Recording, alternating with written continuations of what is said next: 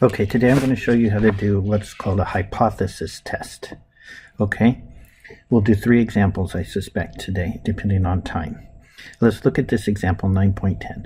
It says a manufacturer of salad dressings uses machines to dispense liquid ingredients into bottles that move along a filling line. The machine that dispenses salad dressings is working properly when 8 ounces are dispensed. Okay, I'm going to stop for a second. That's the goal. The label on the side of the salad dressing will say 8 ounces, but as you know, in reality, it's not always going to be exactly 8.0 ounces that get dispensed. Sometimes it might be 7.9, sometimes it might be 8.05.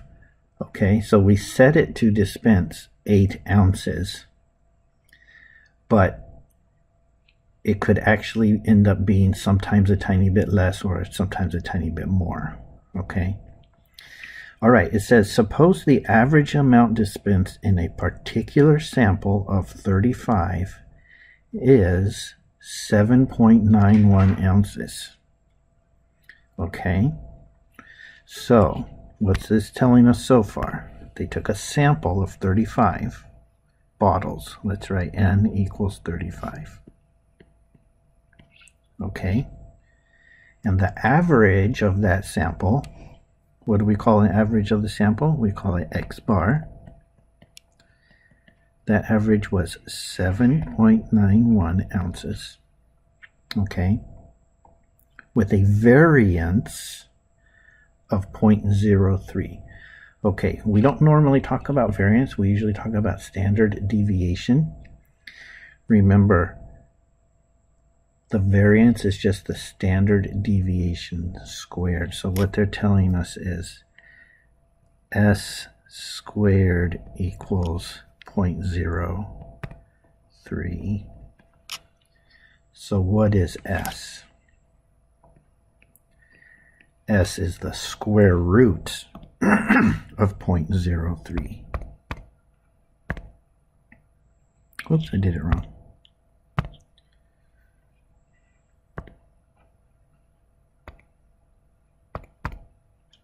I should do this more properly. There we go. Okay, so S is, let's write down, should we do 3 decimal places? So it'll be 0.713. That's our standard deviation. 173. Okay, we don't need the variance. We just used the variance to find the standard deviation. And by the way, why did I write S instead of sigma? Because this is the standard deviation of the sample, not the population. Okay, let's continue. Is there evidence that the machine should be stopped and production wait for repairs? Because why? Because the bottles are supposed to be getting 8 ounces, and sometimes it'll be a little less and sometimes it'll be a little more. The question is this: we have 35 bottles here and the average is 7.91 ounces. The question is is that acceptable or is that too low? If it's too low, then we might need to repair the machine. And that's the question that's being asked. Is there evidence that the machine should be repaired? Okay, so let's write this down. Question.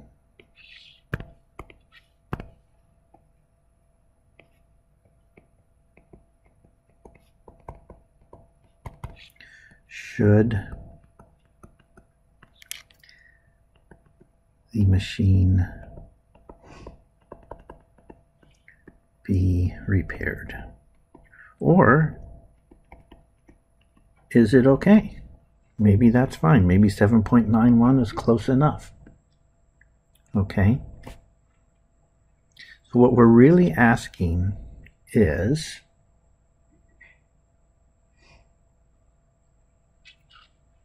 let's rephrase this question here.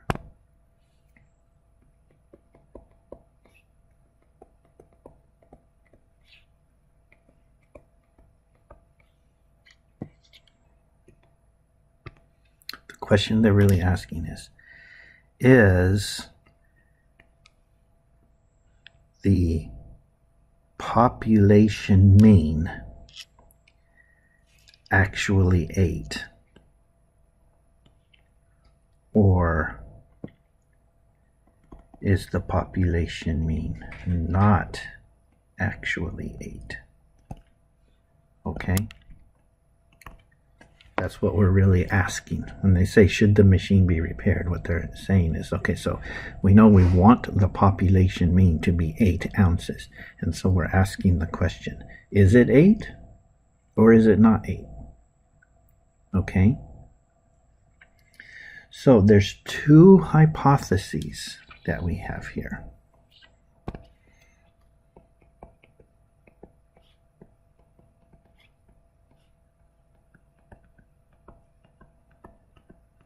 Okay, one hypothesis is mu equals 8. In other words,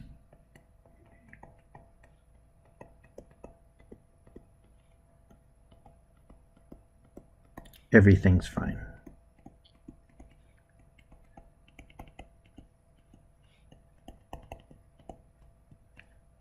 The other hypothesis is that mu is actually not 8.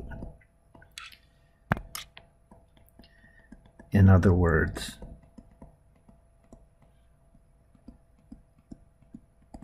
the machine is broken.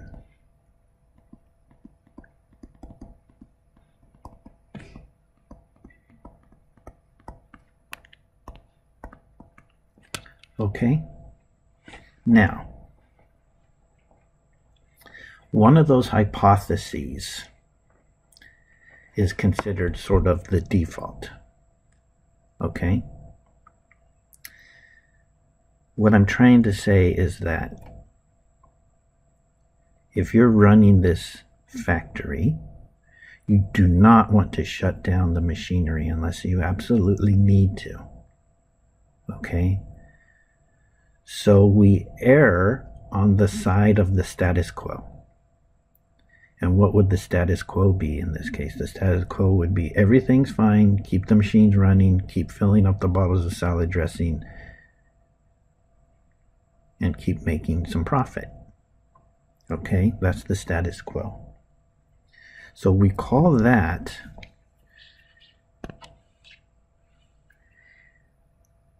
H0.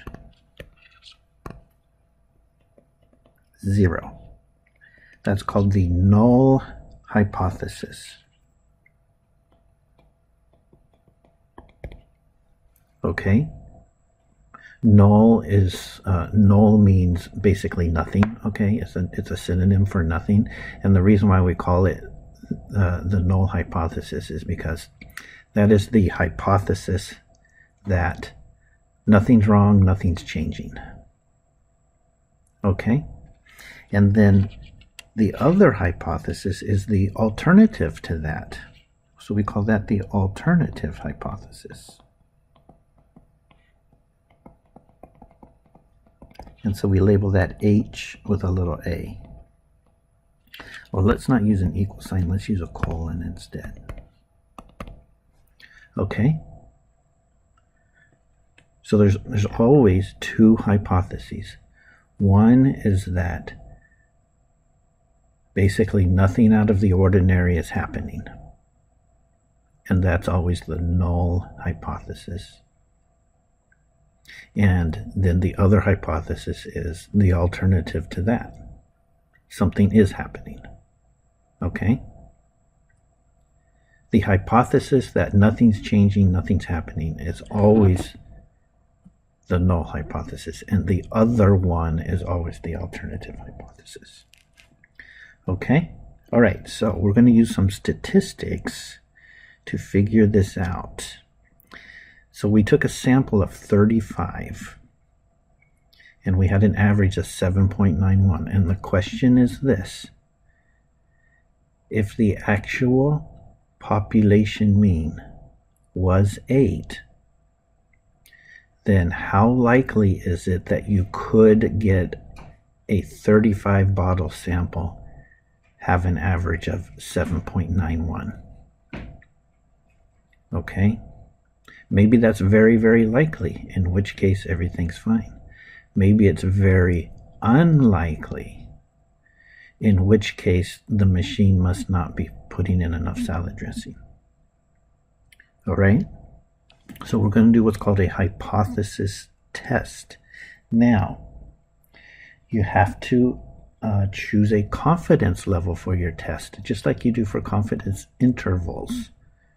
Okay, and in this case, let's read the last sentence. The lost production from shutdown is potentially great. So that means the management really, really doesn't want to shut down the machinery unless they really, really have to. Okay, so they feel that a level of significance should be 99%. They're putting a really high level of significance because they don't want to shut down the machinery unless they really, really need to. Okay? Now,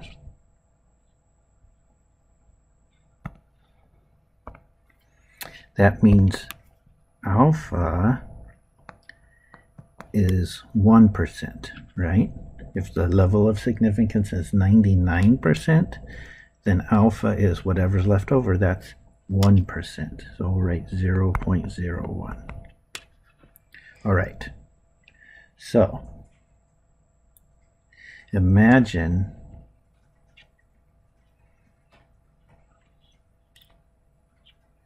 okay, so here's how we decide what to do. Okay, we got a sample mean of 7.91. Let's find the z-score that goes with 7.91. Remember the formula? Z equals x bar minus mu over, usually we do sigma over the square root of n, but in this case we don't know the population standard deviation, sigma. We only know the sample standard deviation, s. So we will have to use that. Okay, so this would be 7.91 minus 8 over 0.173 over the square root of 35. And that comes out to be about negative 3.07. And it's all a question of this. Very simple question. Let's look at the standard normal distribution.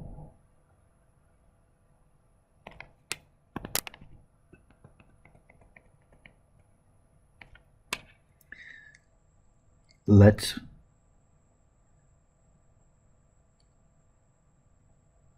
mark off 99% of the area.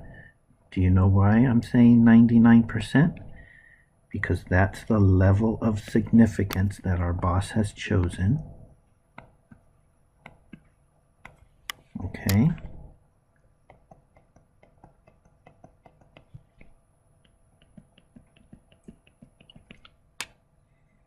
So how much area is in each tail?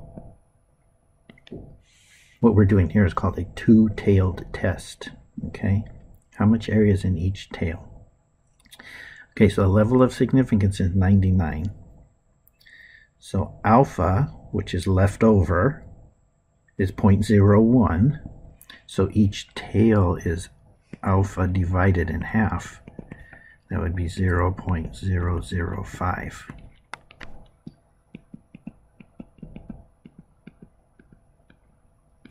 Okay, we need to find these two numbers right there that mark off the center 99%.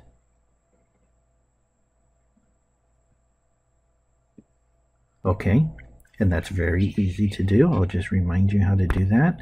I open up Excel and I type in equals norm dot s dot inv parentheses 0.005, and here's the number it gives me. It gives me the number negative 2.57583. Okay, so this other side would be positive 2.57583. Okay, now what was our z-score? Negative 3.07. Where would that be? That would be somewhere over here, wouldn't it? Which, the important thing there is that it is not in the acceptable 99% region, which means we make the conclusion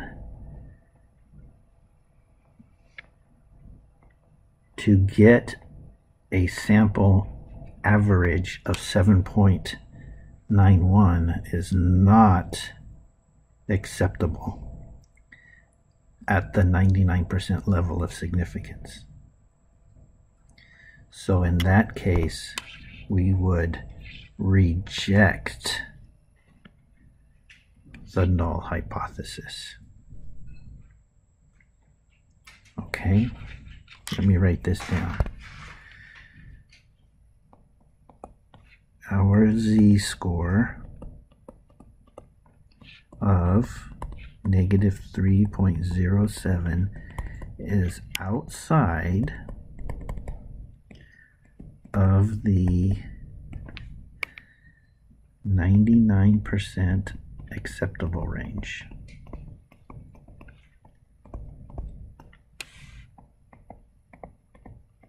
Comma. So we reject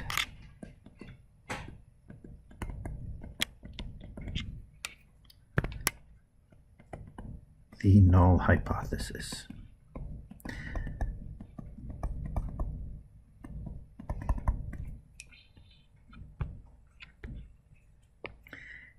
And conclude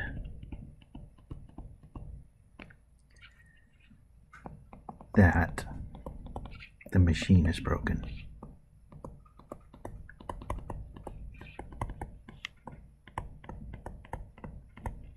Okay, that's how that works. Now, something I need to mention. You might say, so then we accept the alternative hypothesis. And that's not wrong. It's just not the wording that we use. Everything is always worded in relation to the status quo. So since we were operating under the impression that this machine was putting 8 ounces in the bottles, then the status quo is that the average is actually 8 ounces. So the wording that you use is, do you accept that the average is 8 ounces, or do you reject that the average is 8 ounces? That's just the wording that we use. It's always in relation to the null hypothesis, and the null hypothesis is the status quo. Okay? So it's always this. The answer is always accept the null hypothesis or reject the null hypothesis. You'll never hear anybody say accept the alternative hypothesis. They'll just say reject the null hypothesis. Okay? So that's what you call a two-tailed hypothesis test. Now we're making that conclusion and we're saying to the boss, you better shut down the machinery. We don't think it's working properly. Are we 100% sure of that? Well, first of all, I would say no. It says right there in the problem, we're only 99% sure. Okay, but even then, the reality is it's impossible to always be certain, right? There can be an error, a statistical error. Just like when you go to the doctor to have a test made, have a test done. They test you for an illness, right? That test might come back positive even if you're not really sick. That sometimes happens. Or maybe you are sick and the test says you're not. That sometimes happens. Those are errors, and they're called type 1 and type 2 errors. Okay? And let me make sure that you know which one is which.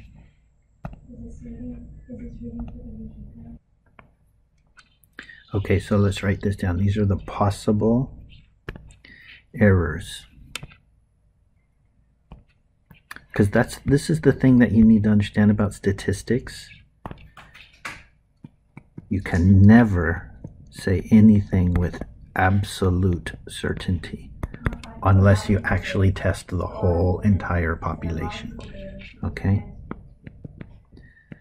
So there's always the possibility of statistical errors.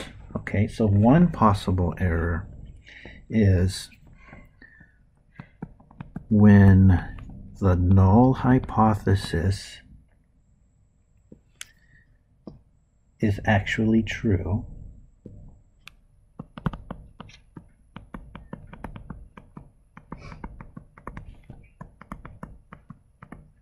comma, but our test says we should reject it. Okay, that's called a type 1 error.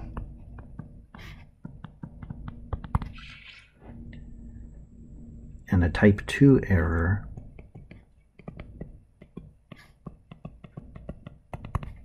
is when the null hypothesis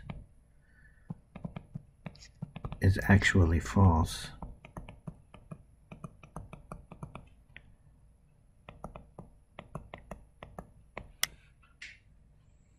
But our test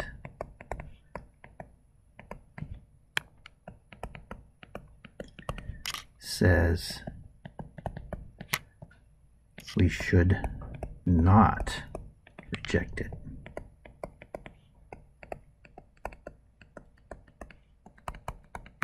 That's a type 2 error. Okay? So, as an example, suppose you're going to go in and have a medical test taken. All right?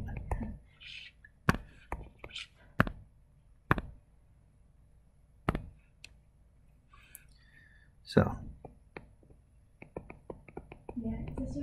example. Suppose you are tested for a disease.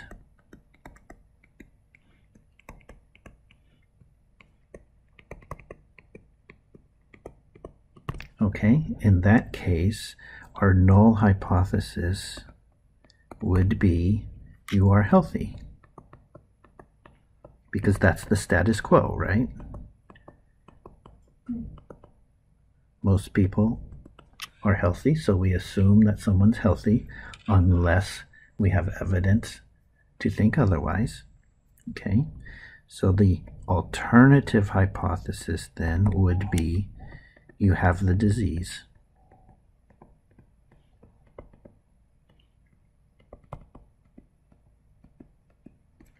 Okay. Now, hopefully, the test is accurate. If you are healthy, hopefully the test will come back negative, saying you don't have the disease. If you do have the disease, hopefully the test will come back positive so that we know that you have the disease. But it's always possible for an error to happen. Okay? And if it turns out, if you are healthy,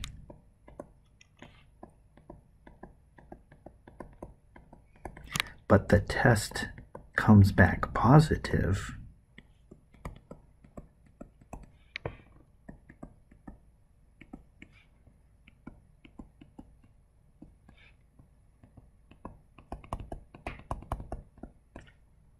Okay, that would be an example of a type 1 error.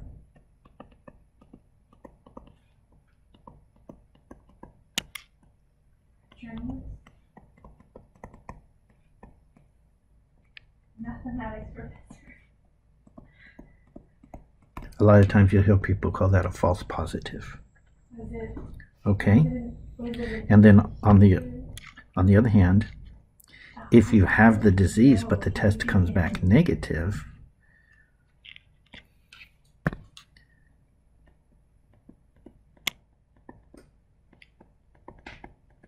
A writer and or an author and a publisher or an editor or whatever. that would be a false negative. Okay, that would be an example of a type 2 error. Okay. All right. Let's do another example. Okay, let's look at this example, 9.8. Jeffrey, as an 8-year-old, established a mean time of 16.43 seconds for swimming the 25-yard freestyle with a standard deviation of 0.8 seconds. Okay, his dad Frank thought that Jeffrey could swim the 25-yard freestyle faster using goggles. So Frank bought Jeffrey a new pair of expensive goggles and timed Jeffrey for 15 25-yard freestyle swims. For the 15 swims, Jeffrey's mean time was 16 seconds. So it seems like his timing went down, right? So that seems like a good thing. But the question is that because of the goggles, or is it just some sort of other thing that caused that to happen? Frank thought that the goggles helped Jeffrey to swim faster than the 16.43 seconds. Conduct a hypothesis test using a preset alpha 0.05. So that means a significance level of 95%. So alpha would be 0.05. Okay? So our question here, this is important. The question being asked is mu now less than 16.43? That's the question that's being asked. Has the average gone down? Okay, so let's write down our two hypotheses. The null hypothesis is always, remember, the status quo. So in this case, the null hypothesis would be that nothing has changed. So the null hypothesis would be mu is not less than 16.43. And the alternative hypothesis would be mu is less than 16.43. Now, we don't usually write not less than. We usually would say, instead of not less than, we would say equal to or greater than. So let's do it that way. Okay, so there's our two hypotheses. Okay, and we want to test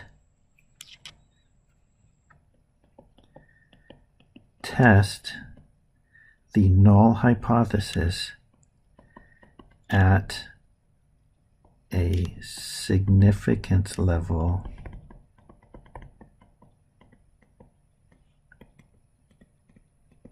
of 95%. Okay, because why do I say 95? Because they told us they want alpha to be 0.05. So that means the significance level is 95%. Okay? Now, let's write down what we have given to us. So, with the goggles on, how many races did they time? It's right there, 15 of them. So our sample size is 15, which is a small sample. So that's not great. We'll have to deal with that, but it's easy to deal with. Okay, what else are we told? We are told that the average of those 15 races was 16 seconds. So X bar is 16. Okay, what else? The standard deviation. They didn't tell us the standard deviation of those 15 races, so we will have to assume that the standard deviation hasn't changed, that it's the same as it used to be, which is 0.8. So that's the information that we are given. Okay, now, this is going to be easy to answer, but there's a couple things I need to point out for you. Number one, in the previous example, remember let's look up there. The null hypothesis was mu equals a certain number, and the alternative hypothesis was mu is not that number. Okay, and we look at the picture there on the right, we had two tails. Okay, this one's different. Look here. This null hypothesis is mu is equal to or greater than a certain number, and the alternative is mu is less than that number. So when we do the test this time,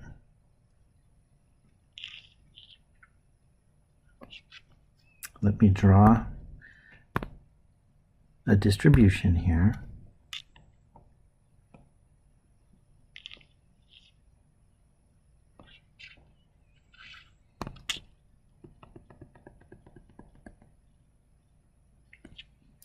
So this time, we are only asking if mu is on the small side or not.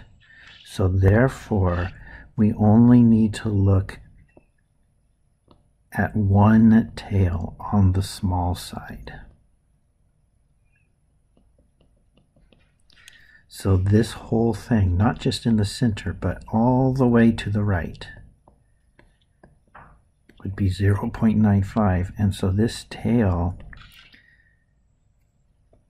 is 0.05. You see, in this case, that tail is alpha, not alpha divided in 2, because we're not looking at two tails, only one. And the reason why we're only looking at one tail is because our alternative hypothesis is only asking, is mu on the small side or not? So we only need to look at the left side. Okay, this is called a one-tailed test. All right, and one other thing that's different here, and that is the fact that this sample is a small sample. Anything less than 30 is considered small. Okay, and when the sample is small, we don't compare to the standard normal distribution like we usually do. We compare to a different distribution. Let me write this out for you. When the sample is small, meaning when n is less than 30, okay, we don't use the standard normal distribution.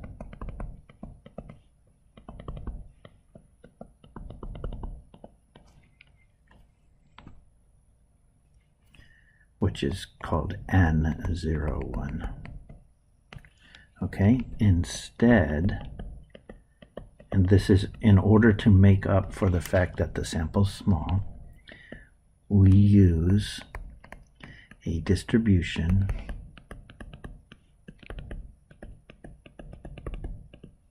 called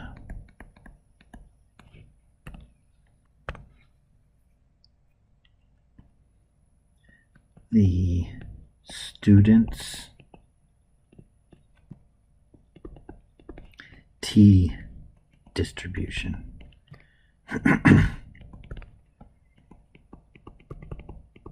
Okay, don't let that bother you. It's actually easier, in my opinion. Let me show you the table in the back of the book here. Okay, look at that table. That's from the back of the book.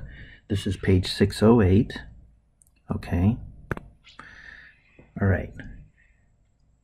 Now, let me show you how to use this table. It's very easy, I think. So you see this number, what they're labeling as V? That's called the degrees of freedom, which is just a fancy term. Don't worry about where they get that name from. Okay. Degrees of freedom.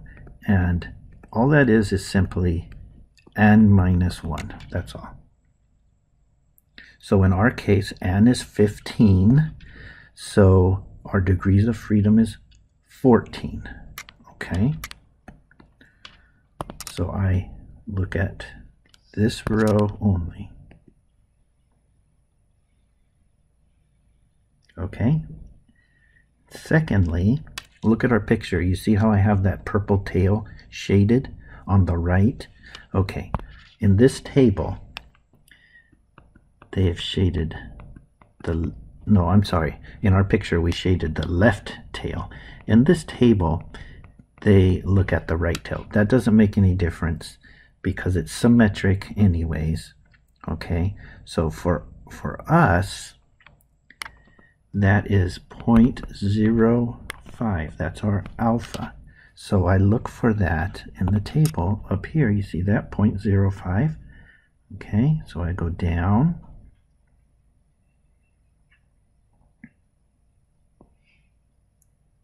Okay, what number do I see where those two things intersect? I see right there. 1.761. Okay.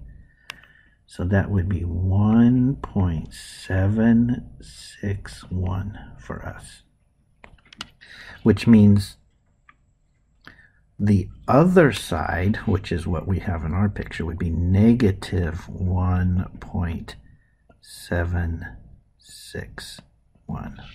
Okay? That's all there is to that. You use this table whenever n is less than 30.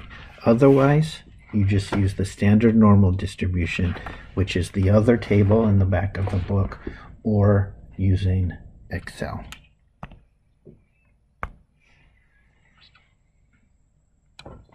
Okay, so can I get rid of that table now?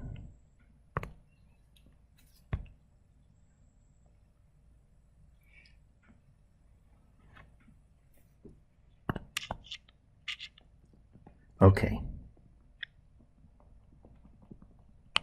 Now the only thing to do is find what we normally call a z-score for this number. But in this case, because n is less than 30, instead of using the normal distribution, we use the t-distribution.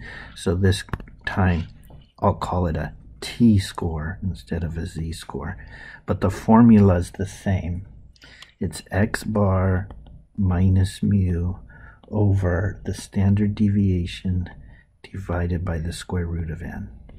Okay, so what is that for us? That's 16 minus 16.43 divided by 0.8 over the square root of 15. Okay, and that comes out to be negative 2.08. So where would that be in relation to this mark off point right there? Where would negative 2.8 be? it would be here, right? Which is in the tail, which is not where you would expect things to normally be, which is out here in the main body. That's where you would expect things to normally be if nothing strange is afoot. Because our t-score is in the tail, then you say, something statistically significant is happening. And so in that case, you would say the goggles must have helped. So we would reject the null hypothesis and say, yes, I do believe his average time has in fact gone down below 16.34. Okay? So there is statistically significant